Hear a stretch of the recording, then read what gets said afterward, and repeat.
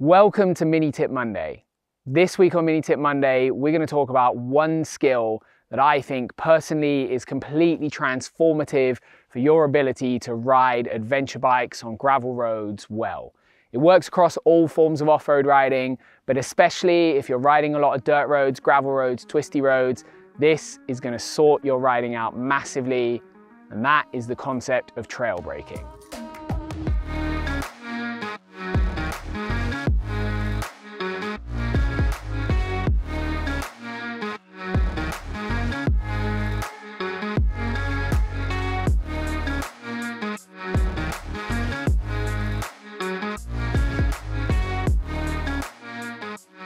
There's a school of thought when it comes to riding motorcycles off-road, and that is that you shouldn't use your front brake in a corner. Those people are wrong, unfortunately, for them. Braking into the corner, also known as trail braking, is a transformative thing for your capacity to ride twisty dirt roads fast, safe, efficiently, and precisely. It's a skill set that is really, really important to becoming a better adventure rider and feeling super comfortable on gravel roads and riding for long periods of time. Now, the idea of trail braking is that as you approach a corner, you'll start to drag both brakes all the way into the corner to the apex, the tightest point of the corner, the midpoint, maybe even a little bit beyond it.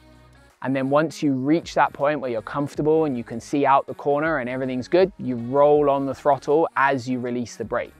This does a whole bunch of things with the motorcycle and the grip levels and how the bike handles that make going around corners on gravel roads, or pretty much any type of corner really, a lot easier. When you brake on a motorcycle, you compress the suspension, and when you compress the suspension and you do it progressively and slowly over a long period of time, you increase the weight on a specific tire, and when you increase the weight on the tires, you have more grip.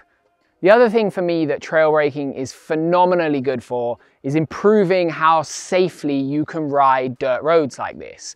When you brake into a corner, you get all of the benefits we previously mentioned, but some of the things that those also create are a safety net in how precise you can be and how quickly you can change things when you're riding.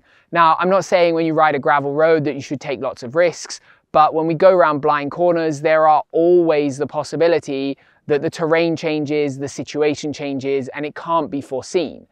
When you're already dragging the brakes slightly, you've already loaded up the front tire, compressed the front suspension a little bit, you've already got really good grip on the front wheel, and your finger is already slightly on the brake, which means that if you need to brake more to change direction and change how things are going for you in that particular corner, you can do so incredibly quickly and incredibly safely. It's not like you're in a situation where the front fork is uncompressed, you're coasting through the corner, and then you suddenly apply a lot of brake. That's a situation where you'll lock the front wheel. But when you're trail braking and you suddenly apply more brakes, most of the time the bike will get really good grip on the front tire because there's already really good grip on the front tire. It's a much safer way to ride dirt roads, gravel roads, in situations where you can't see. You don't need to be riding particularly fast to do this, but what you'll also find is that your ability to make good progress on dirt roads will go through the roof if you're not doing this already. The one other thing that comes in that safety category is your mid-corner speed isn't particularly high when you ride in a trail brakey kind of way. You're braking into the corner and accelerating out of it, which comes with all the benefits previously mentioned, but it also kind of allows you to have a slightly lower mid-corner speed, which especially on an adventure bike is a good thing. Adventure bikes aren't particularly designed to go through corners massively quickly. They're designed to just be good at everything. And so if you can bring that mid-corner speed down slightly, but have a period of accelerating and braking, you generally end up at a really good place pace-wise over a long stretch of time. And you do it without really using a lot of effort because you're not fighting the bike, you're using the tools that the bike has got to get the job done. Hopefully that explains why trail braking is so important, why it works.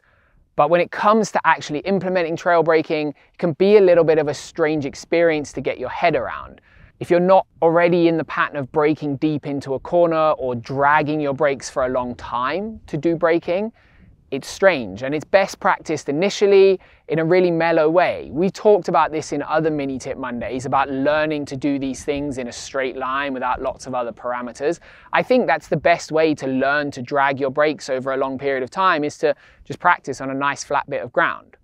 However, when it comes to actual corners and trail braking into them, I generally accelerate towards the corner and try not to have a period of coasting before I apply the brakes. When you're coasting, the suspension is very level, and essentially when you're trail braking, you don't want it to be level. You want to pull the bike down in the suspension stroke.